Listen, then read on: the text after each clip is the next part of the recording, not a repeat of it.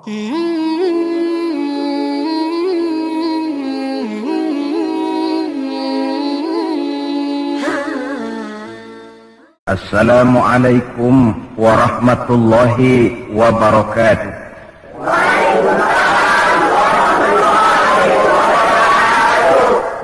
Bismillahirrahmanirrahim. Alhamdulillahi rabbil alamin. Wassalatu wassalamu ala asyrafil anbiya'i wal mursalin Sayyidina wa maulana Muhammadin wa ala alihi wa ashabihil mujahidin at-tahirin, amma ba'd. Saudara-saudara kaum muslimin rahimakumullah. Ada seorang anak muda bernama Malik bin Dinar. Barangkali kalau bahasa sekarang, Malik bin Dinar ini masuk golongan jet set. Sesuai dengan namanya, Malik itu raja, Dinar itu uang. Malik bin Dinar kalau terjemahan kasar, raja bin uang. Dia memang kelompok head. Kerjanya pesta. Satu malam, tengah dia mengadakan pesta di rumahnya, ya tentu dilengkapi dengan minuman keras zaman itu. Datanglah ke rumahnya seorang tua rentak dengan pakaian compang-camping. Sampai di pintu gerbang masuk, wah, sudah dicegat oleh tukang kepruk. Ada apa, Pak? Enggak, mau tanya saja, kata orang tua tadi. Yang punya rumah ini siapa? Oh, majikan saya, bos saya. Oh, Malik bin Dinar. Malik bin Dinar? Iya. Bosmu si Malik bin Dinar itu hamba apa orang merdeka? Oh, dia orang merdeka. Dia bukan hamba. Betul, kata orang tua tadi. Sampaikan salam saya kepada bosmu Malik bin Dinar. Dia memang bukan hamba, dia orang merdeka. Kalau dia hamba tidak cuma begini kerjanya. Kalau dia hamba tidak cuma untuk pesta, dia hidup. Seorang hamba adalah seorang yang juga sujud kepada penciptanya. Seorang hamba juga seorang yang sadar dari mana dia datang, di mana dia sekarang, dan kemana dia akan datang nanti. Hambamu ini memang orang merdeka, dilarang dia tidak terlarang, dicegah dia tidak tercegah, dia perturutkan kemauan nafsunya dalam hidup. Oh, dia memang benar-benar orang merdeka. Kasih tahu dia. Saudara, orang tua compang-camping ini pun lalu pergi, tidak ketahuan lagi kemana arahnya dia pergi. Disampaikanlah ucapan ini oleh si penjaga tadi kepada Malik bin Dinar. Terperangah dia mendengar. Ini ucapan orang tua, sederhana, tapi kok nyangkut di hati. Kalau kau hamba bukan begini kerjamu, kau orang merdeka. Merdeka dari aturan Allah, merdeka dari agama. Kau mengatur hidupmu menurut seleramu. Kau memang orang merdeka. Dia renungi ucapan orang tua tadi. Malam dia tidur, mimpi. Mimpinya nggak kepalang tanggung lagi. Mimpi kiamat datang. Lalu dia naik pengadilan di padang mahsyar. Setelah diadili, jatuh vonis karena memang dosanya banyak, dia mesti masuk neraka. Sudah dipegang oleh malaikat Malik, mau dilemparkan ke neraka, hampir dilempar, dia bangun dari tidurnya. Astagfirullah, katanya. Untung cuma mimpi. Kalau benar-benar bagaimana? Dia periksa seluruh tubuhnya, anggota badannya. Apa yang dia lihat? Kulit badannya terkelupas. Gemetar dia. Cuma mimpi mau dilempar ke neraka, kulit badan terkupas karena panas. Bagaimana kalau neraka betulan? Menangis dia. Terbayang segala dosa dan kesalahan yang pernah dia lakukan dalam hidup. Dia campakkan seluruh baju kebesarannya, dia tinggalkan rumah mewahnya. Sejak saat itu dia mengembara, sampai akhirnya dia menjadi seorang ulama sufi yang terkenal, Malik bin Dinar. Tetapi yang konon menurut riwayat, hampir seumur hidup beliau tidak pernah senyum. Orang pun tanya, Imam, kenapa anda ini tidak pernah senyum kami lihat? Dia jawab, bagaimana saya mau senyum Kalau mimpi masukkan ke neraka saja kulit terkelupas, baru mimpi bagaimana benerannya. Dia rasakan, dia resapi itu dalam hidupnya. Sehingga manakala dia membaca ayat-ayat Allah, manakala dia menyebut Allah, gemetar hatinya. Tidak jarang dalam sholat sunnah dia jatuh pingsan. Begitu dia menghayati kalimat Allah dalam hidupnya. Ini contoh dari perjalanan hidup Malik bin Dinar.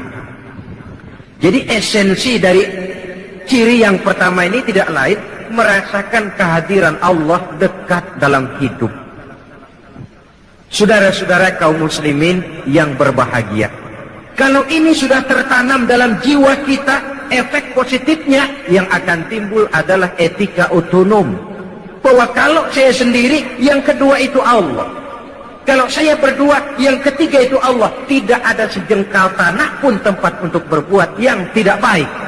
Karena nama Allah sudah sanggup menggetarkan jiwanya. Seorang teman berkata, kalau engkau hatimu keras dan sulit untuk bersyukur, sering-seringlah main ke kuburan atau ke rumah sakit katanya. Kau diri saja di depan itu emergency room, ruang darurat gawat, yang tiap menit datang orang keluar dari ambulan, yang kakinya terpisah, yang tangannya putus, yang kepalanya pecah. Kalau sudah melihat begitu nggak mau syukur juga, memang batu tuan. Atau sering-seringlah main ke kuburan, hayati yang kau lihat. Engkau 2 tahun yang lalu masih ada bersama saya, engkau masih ngobrol sama saya, sekarang tinggal tulang belulang di sini. Kemana wujudmu? Engkau sekarang, saya akan menyusul. Dari situ tertanam kesadaran, sehingga seorang sufi, Sufyan Tsauri namanya, dia pernah membuat lubang kubur di sebelah kamar tidurnya, lengkap dengan liang lahatnya. Kalau dia malas ibadah, dia turun ke lubang kubur yang dia buat itu. Dia berbaring di situ, seperti orang mau dikubur saja. Dia nasihati dirinya. Nah, lo nanti begini. Sekarang baru coba-coba, masih bisa bangun, masih bisa sholat. Ayo bangun sholat. Kalau benar-benar sudah begini ditutup dengan dinding ari, tidak ada lagi kesempatanmu berbuat baik. Dia nasihati dirinya sendiri. Sebab maaflah saudara, memang paling sulit sih menasihati diri sendiri. Paling sulit. Orang lain yang saya lakukan macam ini, saudara bisa mendengar. Tapi nasihat yang paling mantap sesungguhnya, kalau nasihat itu datang dari jiwa kita sendiri. Dan dalam hidup ini kan, nasihat tidak cuma yang terucap orang, yang kita lihat bisa jadi nasihat. Pertumbuhan biologis kita jadi nasihat. Kau lihat ubanmu sudah bertabur, kau lihat kulitmu mulai mengendur, kau tahu kau cuma sanggup makan bubur, kau tahu matamu sudah kabur, kau sadar sudah dekat ke lubang kubur. Atau nasihat yang timbul dari dalam jiwa, dari dalam hati ini membisik, hidup tidak pernah berjalan ke belakang, Bu. Mundur hancur, berhenti diinjak orang. Tidak ada kata berhenti dalam hidup ini. Sekali maju melangkahlah terus.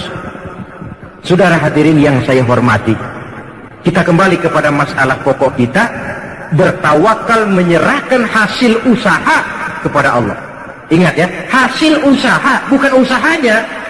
Kalau usahanya kita yang kerjakan, hasilnya serahkanlah kepada Allah. Nah, tawakal ini akan lebih mantap kalau diiringi dengan perbuatan yang mendekatkan kita kepada tempat yang kita jadikan bertawakal. Oleh sebab itu, ciri yang keempat ini menyambung, menguatkan yang ketiga tadi. Apa ciri yang keempat? Alladzina yuqimunas shalah. Orang-orang mukmin itu ialah mereka yang mendirikan sholat. Tawakal kepada Allah tidak cuma dalam bentuk ucapan.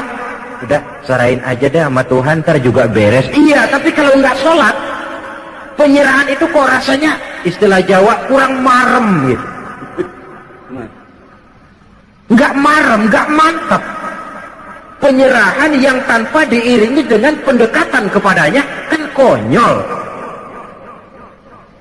Udah, serahin gubernur aja dah. Gubernurnya nggak kenal sama kita. Bagaimana mau diserahkan persoalan itu kepada beliau kalau beliau kenal saja kepada kita? Tidak. Serahkan persoalan ini kepada Allah. Iya, kau kenal tidak Allah? Kau sering berkunjung kepadanya atau tidak? Penyerahan persoalan kepadanya akan lebih mantap kalau kita memang dekat dengannya. Sarana komunikasi yang paling efektif buat mendekati Allah terletak pada ciri yang keempat ini. Alladzina yuqimuna shalah, mereka mendirikan sholat. Saudara-saudara, jadi proses kita bertawakal ini diimbangi dengan pendekatan yang real kepadanya melalui jalur yang disebut sholat. Di sana penyerahan ini menemukan bentuk yang paling pasrah. Kalau tidak, kita sih bisa saja berkata, saudara-saudara jangan takut, Allah bersama kita. Tapi kalau tidak sholat itu cuma mulut, hatinya mungkin perang. Apa iya Tuhan bersama gue sembahyang aja kagak. Hatinya kan perang. Antara mulut dengan batin ini tidak seimbang, tidak sama, karena kata dan perbuatan lain.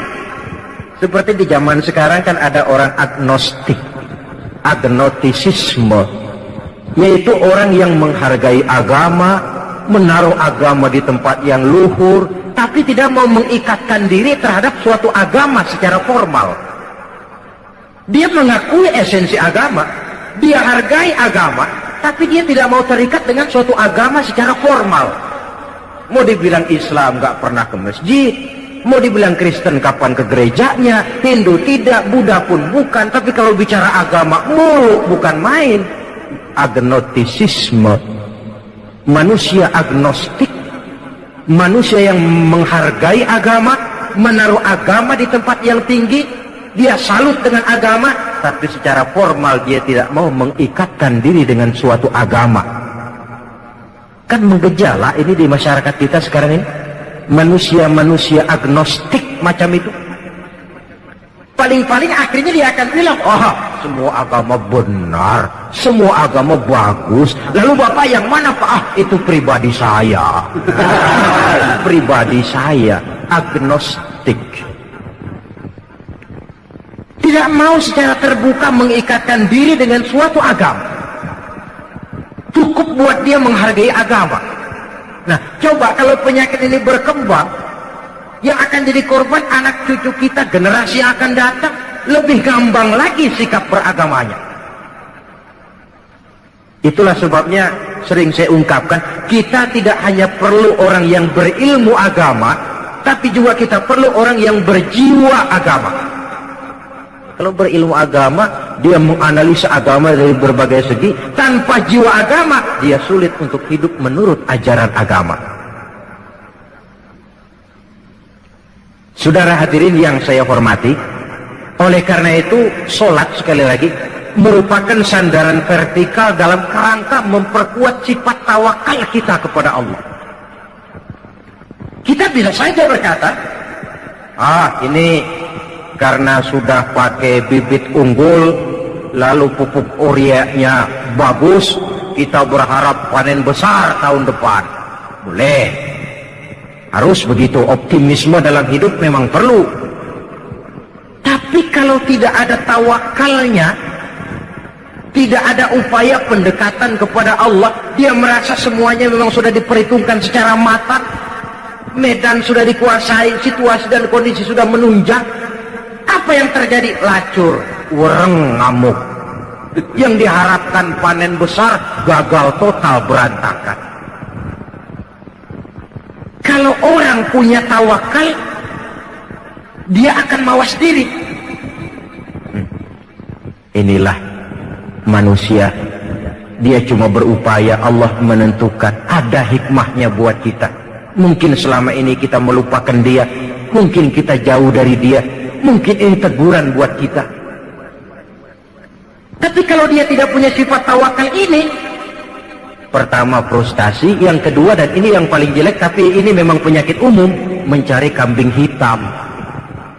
Ini kan penyakit umum, kurangnya sifat jantan, mencari kambing hitam, menyalahkan sana, menyalahkan sini, yang tentu yang disalahkan menangkis diri, mendebat dan membantah. akhirnya yang akan timbul bukan jalan keluar yang baik, tapi jalan keluar yang akan merupakan persoalan baru yang lebih pelik lagi.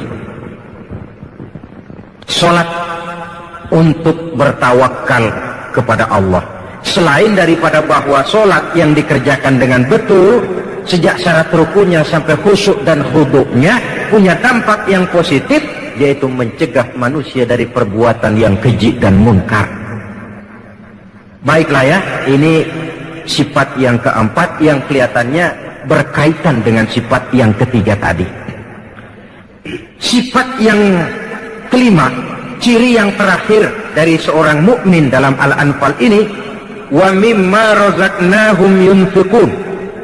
Mereka orang-orang mukmin itu membelanjakan rezeki yang diberikan kepada mereka itu di jalan Allah. Dia peras keringat, banting tulang, pergi pagi pulang sore, berusaha. Setelah dia dapat, dia sadar di sini ada hak anak yatim, di sini ada hak masjid, di sini ada hak pondok pesantren, di sini ada hak janda-janda tua yang miskin, punya anak banyak, hidup perlu santunan. Sehingga dia lalu tidak hidup hanya untuk kepentingan perut dan dirinya sendiri saja, tapi mampu menjadi rahmah sekurang-kurangnya bagi lingkungan di mana dia tinggal. Berbahagialah manusia kalau dia dijadikan wasilah oleh Allah untuk menyampaikan rezeki kepada orang lain. Tidak ada orang jadi kaya raya lantaran dia bakhil, tidak ada orang jatuh melarat lantaran dia pemurah. Rizki yang diberikan Allah dibelanjakan di jalan Allah, dan tidak perlu semua, Allah pun tidak menuntut semua. Pernah Rasul mengutus seorang sahabat mengambil zakat kambing dari seorang sahabat. Ambil zakat kambingnya. Sahabat yang disuruh ngambil ditanya, yang harus saya ambil kambing yang terbaik ya Rasulullah? Jangan. Lalu yang terjelek juga jangan. Yang pertengahan saja. Kalau kau ambil kambingnya yang terbaik, nanti susah hatinya orang yang punya kambing. Kambing saya yang paling bagus diambil. Kalau kau ambil kambingnya yang paling jelek, kasihan orang yang nerima. Nanti dia ngedumel, kambing gempor aja dia zakatin. Keseimbangan. Hak milik pribadi ada, diakui, tapi harus berfungsi sosial. Coba, bakhil dicela dalam Islam, tapi mubazir, boros, juga tidak dibenarkan dalam Islam. Jalan tengah antara boros dan bakhil, pemurah. Bedanya pemurah dengan pemboros apa? Kalau pemboros dia tidak peduli membelanjakan harta untuk sesuatu yang tidak ada manfaatnya, itu boros. Nah kalau pemurah, harta ini dia belanjakan dalam sesuatu yang jelas ada manfaatnya. Maka bersabdalah Nabi, Ar-Rahimuna yarhamuhumur Rahman, irhamu ahlal ardi yarhamkum man fis sama. Orang-orang yang punya belas sifat kasih akan dikasihi pula oleh Allah. Sebab itu sayangi apa yang ada di permukaan bumi, nanti yang di langit akan sayang pula kepadamu. Akan berlimpah kasih sayang dan rahmat Allah kepada kehidupan.